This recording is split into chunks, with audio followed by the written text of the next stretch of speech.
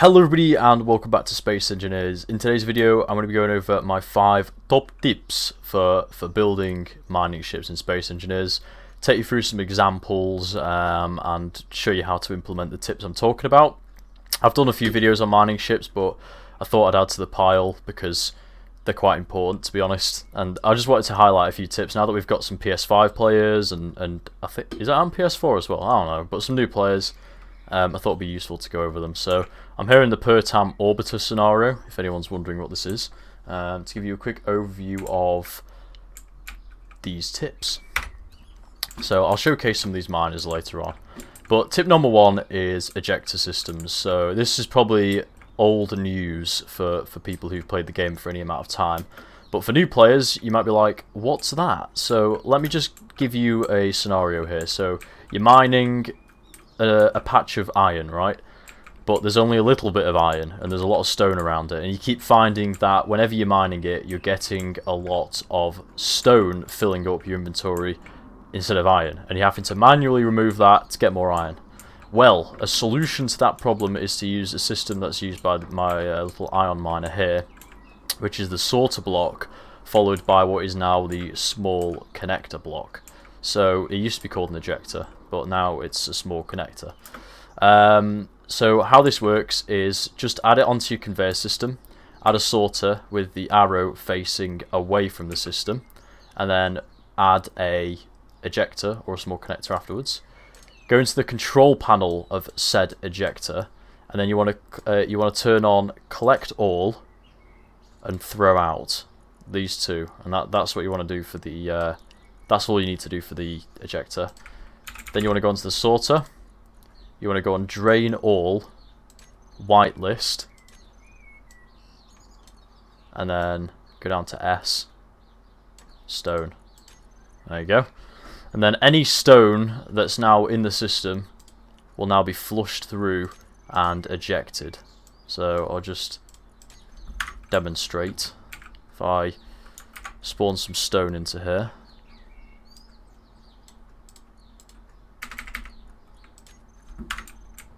it'll shit it out. There you go. Like so. Voila. So yeah, that's tip number 1. A lot of people probably knew that, but if not, then every little helps.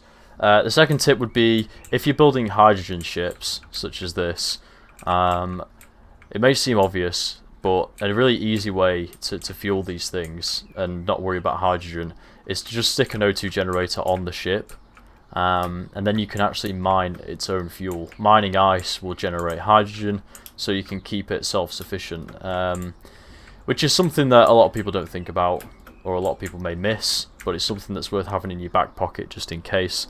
And that'll also give you oxygen if you're doing slightly longer range mining operations. So it's an idea, and they fit really nicely with the back of the cockpit.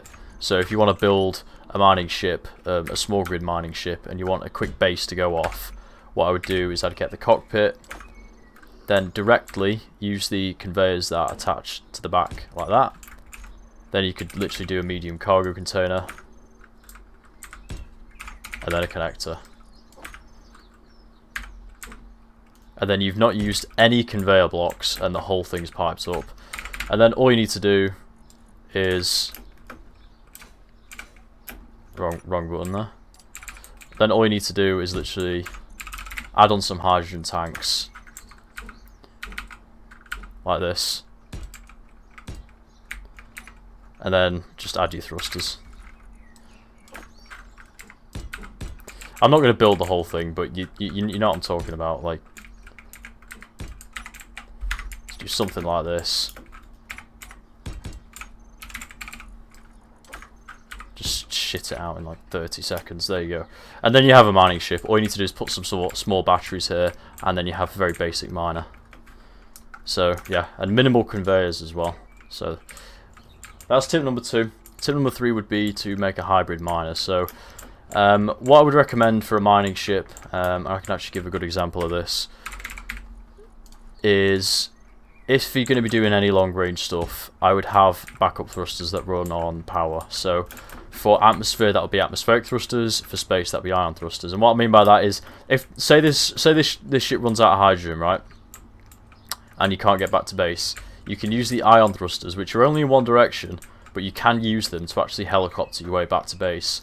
So you could literally just have 2 or 1 ion thruster, just anything to get you moving as long as you've got power, just in case you run out of hydrogen. It's a small tip, but it's worth having. This is the gerbil miner, by the way, if anyone's curious. The 4th tip would be atmospheric and space miners sort of operate differently, right? If you think about it, let's say you're mining in space, right? And we'll take out this mining ship. You're boring through an asteroid, whatever, right? You're going forwards like that. When you're on a planet, suddenly you're doing a bit of this, right? And then most of your thrust will be pointing up to actually lift the ship, not forwards. So there's a couple different ways you can go about building atmospheric miners.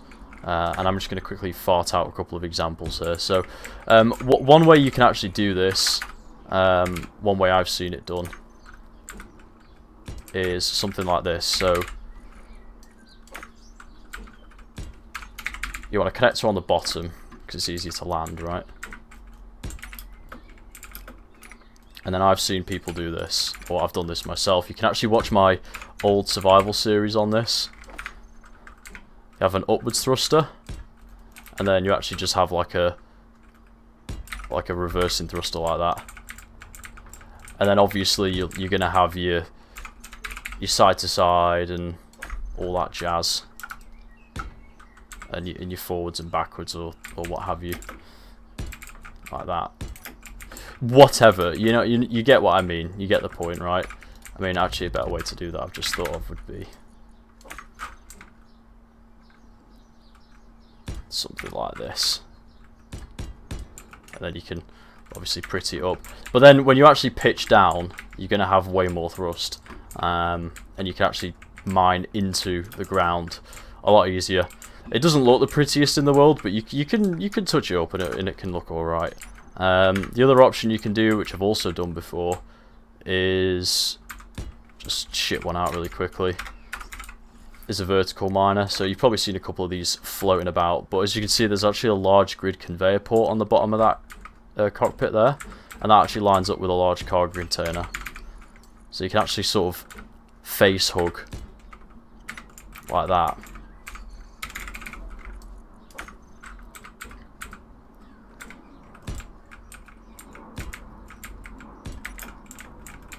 Like literally something as simple as this.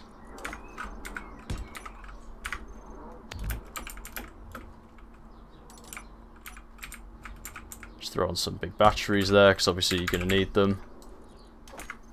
Then just chuck on some atmospheric thrusters. Doesn't have to be anything spectacular. Something like that. And then you literally fly up to an ore patch and you just teabag it, right? And you just go straight down. And then you can have the connector on your base, you can have a walkway up to the cockpit, and obviously the connector you could just fly in like that. Like this, right? But with a walkway above it so you can get to the cockpit. And I've used these before. They look weird, but they're very effective, to be fair. And you can almost make them look good. Yeah. The final tip is a really cool way, or a cool thing you can do later on in the game, is make a large grid miner. So you may have seen them before. Normally you'd see like a boring miner, not as in it's boring, but like it's 4 boring holes, where the whole front box is just a wall of drills. You can do that, it's very meta, but if you've watched this channel for any period of time, you know that we don't do things purely for function. We actually like things to look a little bit nice as well. So here's a couple of examples of large grid miners which balance looks with function. So these are surface skimmers. So you go up to an asteroid like this and you literally just peel the surface iron off, rather than boring through an asteroid, which to be honest is kind of fucking annoying to do anyway. So yeah, these can be found on the workshop. This is the TFK Civ Excavus, and they actually have a survival kit and everything, so you can go on long cargo runs. You can also put refineries and assemblers on board, which makes which basically isolates component production into one ship. So this is the Bulldog from the Omega and I's Christmas calendar, and it's even got a landing pad. So they serve as like a home away from home sort of thing, and I think it's well worth having later on in the game once you've got the economy for it. And yeah, that pretty much wraps it up. So quick overview of some of the miners. This is a mining ship I built on the channel all in one go. Here's a little miner that actually came with the per time orbiter scenario. Here's the mule. Omega and I built this. Another example of a miner, just to give you guys some inspiration really. Here's a little iron miner I built. Literally just a tiny 1 drill miner. Very light mining. This is more for excavation opposed to collecting resources. And here's my amethyst. So I did a little bit of extra stuff with this. If we walk up to it, you'll notice the cockpit opens, which I did with the sensor system. And if you hop in, you can obviously close the cockpit up, and then when you get out, it shuts the cockpit for you as well. And it also has sensors to turn on these side lights when you get close, and you know, just various little things, just to give you guys a little bit of inspiration for a mining ship. But yeah, that's it. Just a really quick video, a few tips. Let me know if they helped. Please feel free to share any of your own tips in the comment section down below. Let me know if you have any questions. I'll try and get back to you as soon as possible. And as always, take care, everybody.